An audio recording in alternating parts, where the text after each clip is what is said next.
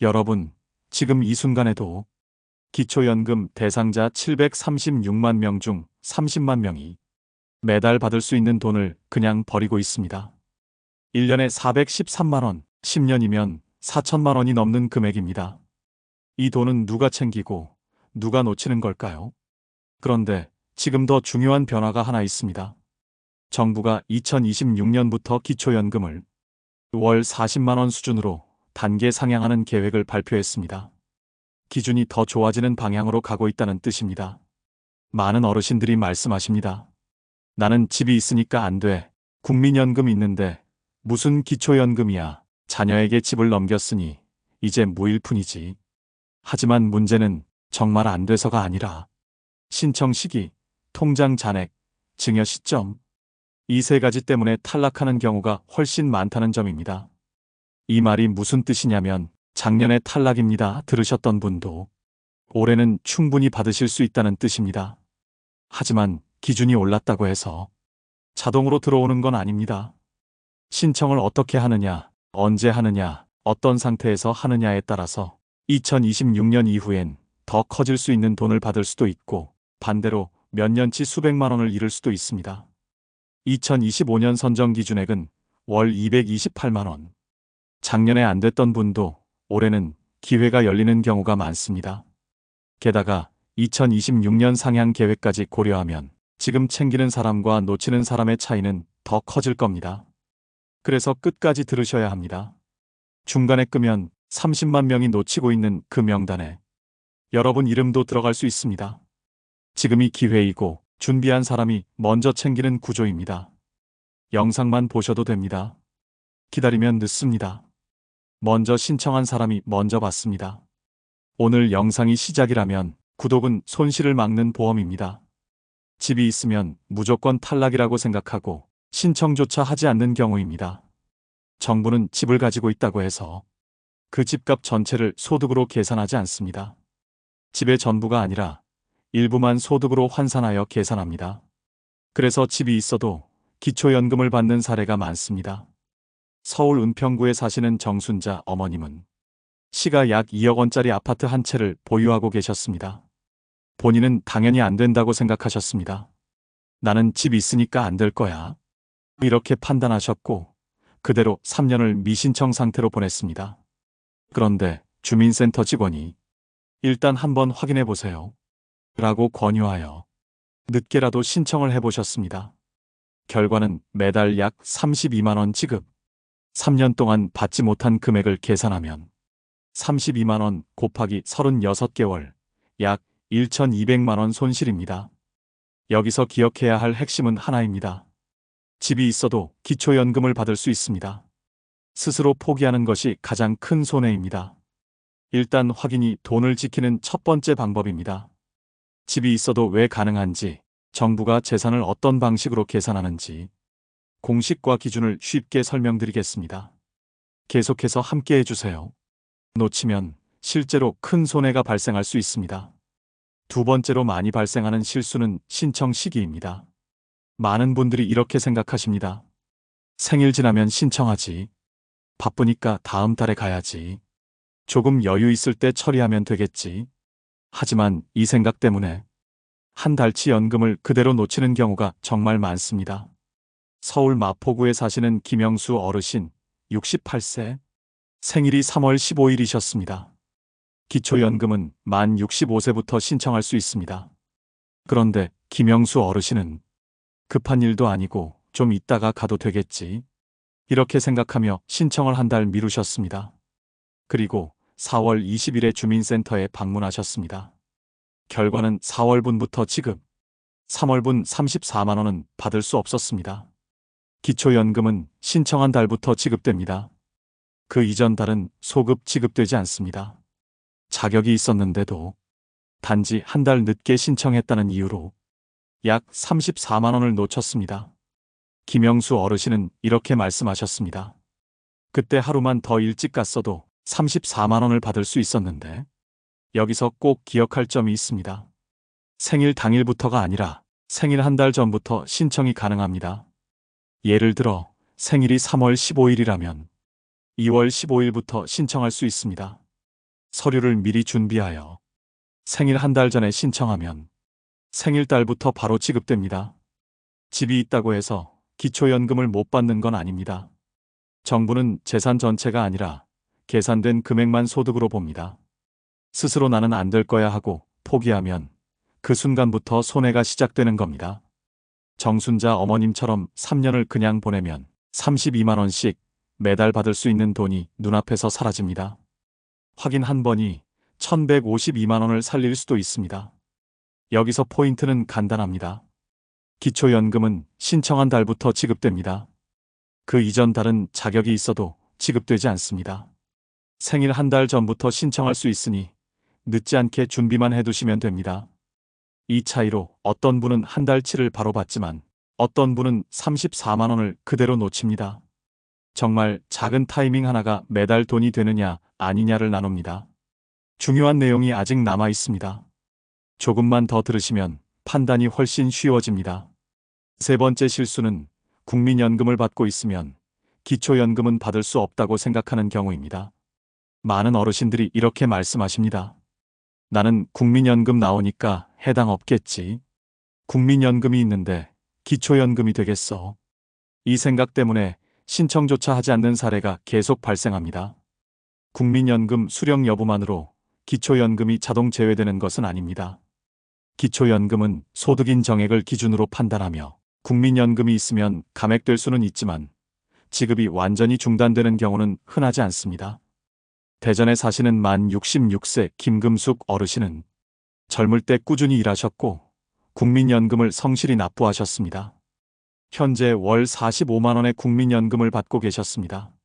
주변에서 국민연금 받으면 기초연금은 못 받아라는 말을 들으신 뒤 만 65세가 된 시점에서도 신청하지 않았습니다.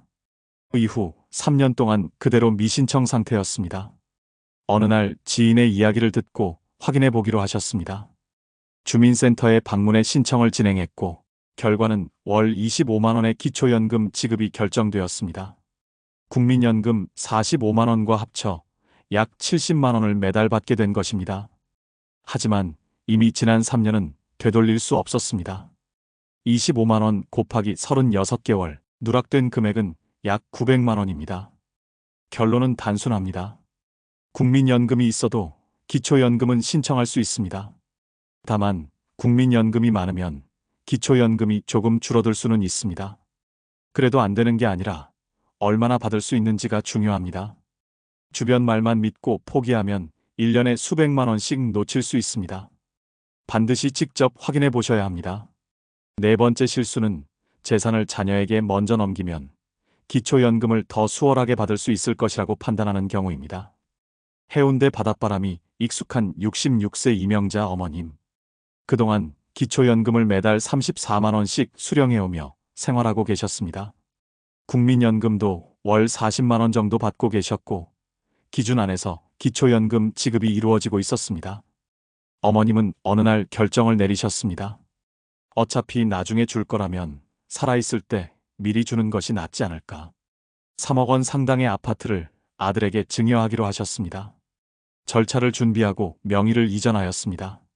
명의는 넘어갔지만 제도 기준에서는 상황이 달랐습니다. 기초연금 지급이 다음 달부터 중단되었습니다. 이유는 명확했습니다. 증여한 재산은 5년 동안 본인 재산으로 계산됩니다. 이 기간 동안은 명의가 바뀌어도 실제 계산에서는 여전히 본인의 자산으로 인정됩니다. 또한 증여 재산은 단순 유지가 아니라 연 4% 증가 적용 방식으로 계산됩니다. 3억 원 기준으로 보면 1년차 소득 환산액은 약 3억 1,200만 원, 2년차는 약 3억 2,448만 원. 이 방식으로 계산 금액이 매년 증가하여 소득 인정액을 크게 높였습니다. 결과적으로 선정 기준을 초과하며 기초연금 지급이 중단되었습니다. 앞으로 최대 5년 동안 기초연금을 받지 못할 수 있습니다. 34만 원 곱하기 60개월, 손실 금액은 약 2,040만 원입니다. 핵심은 재산을 자녀에게 증여하면 5년 동안 본인 재산으로 계산되는 것.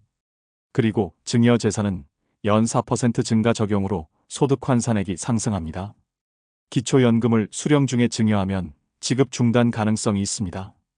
그러니 수령을 먼저 확보한 뒤 재산 이전을 검토하는 것이 안전합니다.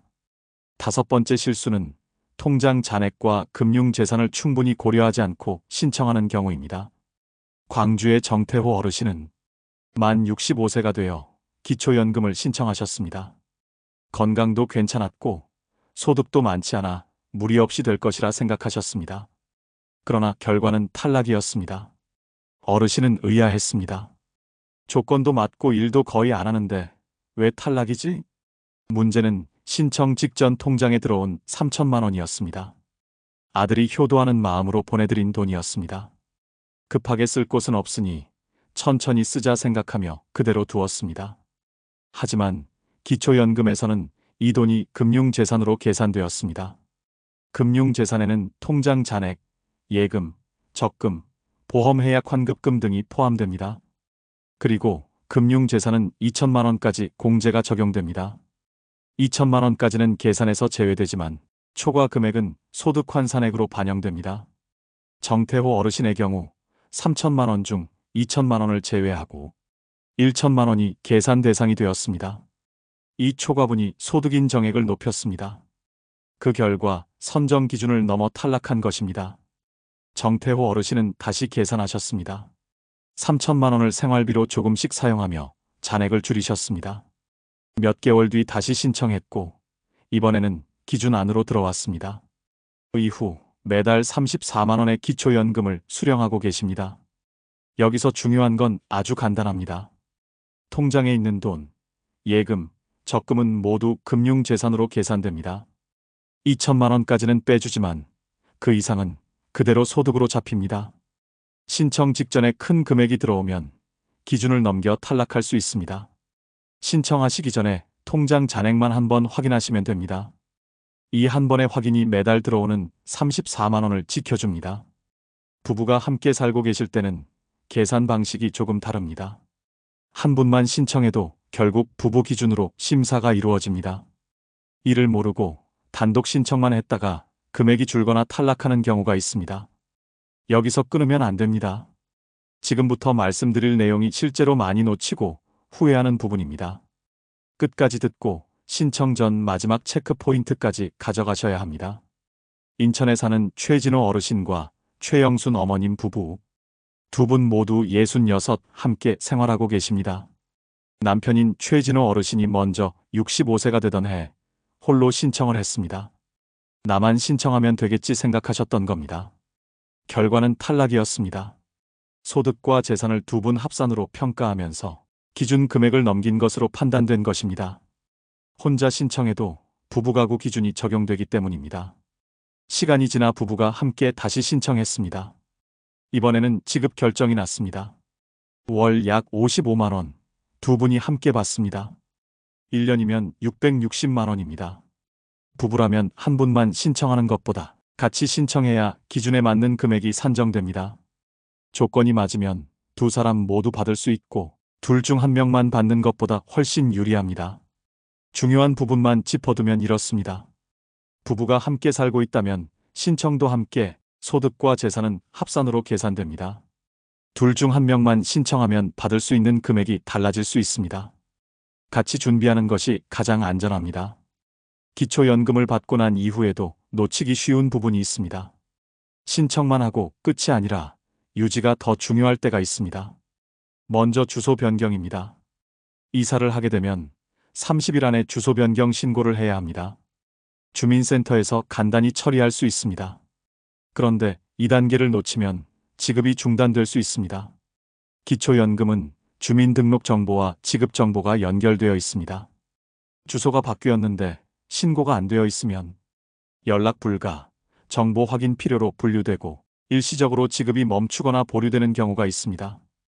이사 후 한 번만 들르면 되는 일인데 신고 누락으로 몇 달씩 끊기는 사례가 실제로 있습니다.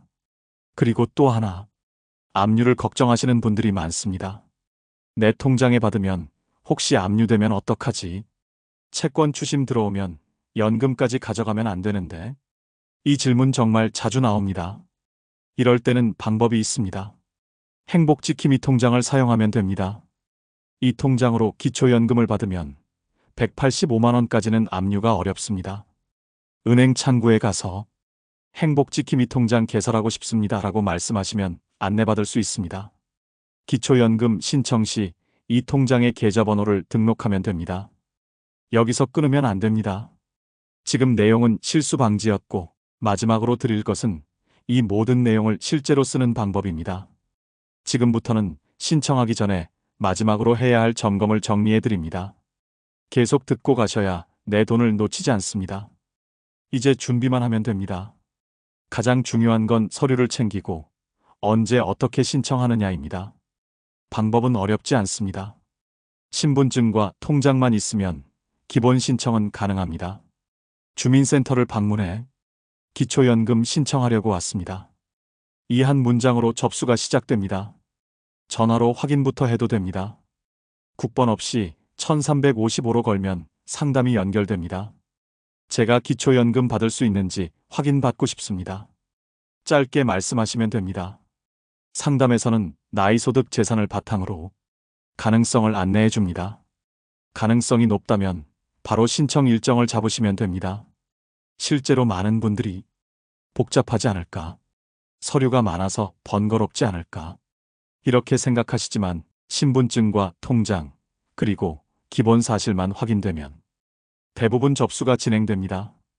여기서 가장 많이 놓치는 부분이 하나 있습니다.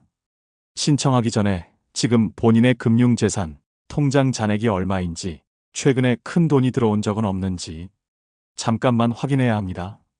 이 한 번의 점검으로 탈락이 승인으로 바뀌는 경우가 많습니다. 그리고 생일 전 한 달 혹은 딱 생일 시점에 너무 촘촘히 맞추려 하지 마시고 조금 여유 있게 신청하면 좋습니다. 서류 보완 요청이 나올 수 있기 때문입니다. 하루 이틀 늦어지는 사이 그달 지급이 날아갈 수도 있습니다. 정보만 알고 지나가면 손해입니다. 오늘 들은 내용이 돈이 되려면 마지막 단계가 꼭 필요합니다. 어렵지 않습니다. 아주 간단합니다. 이어서 듣고 그대로만 따라오시면 됩니다. 이제 방법은 이미 알고 계십니다. 중요한 건 오늘 중에 한 번만 확인해 보는 겁니다. 생각만 하고 지나가면 아무 변화가 없습니다. 첫 번째로 할 일은 전화 한 통입니다. 1355로 걸어 제가 기초연금 받을 수 있는지 확인하고 싶습니다. 이렇게 말씀하시면 됩니다. 가능 여부를 듣고 나면 다음 선택이 훨씬 쉬워집니다. 두 번째는 주민센터 방문입니다. 신분증과 통장만 챙기면 기본 절차는 진행됩니다. 상담 직원이 필요한 추가 서류를 알려주기 때문에 혼자 준비하려고 고민하지 않으셔도 됩니다. 그리고 주변 어르신들께도 꼭 알려주세요. 국민연금 있어도 기초연금 나와 생일 한 달 전에 신청해야 손해 없다. 이 한마디가 누군가에게 1년치 월급을 지켜줄 수 있습니다. 다음 영상 놓치지 않으시려면 구독과 영상 저장을 꼭 해두세요. 오늘 들은 내용 중 하나라도 바로 실행해 보셨다면 댓글에 내 돈이라고 남겨주세요. 아직 더 알고 싶다, 다음 정보도 필요하다 하시면 댓글에 정보라고 적어주시면 됩니다. 댓글 하나하나가 다음 영상을 준비하는데 큰 도움이 됩니다. 오늘도 건강하시고 여러분의 노후는 여러분이 지킬 수 있습니다. 감사합니다.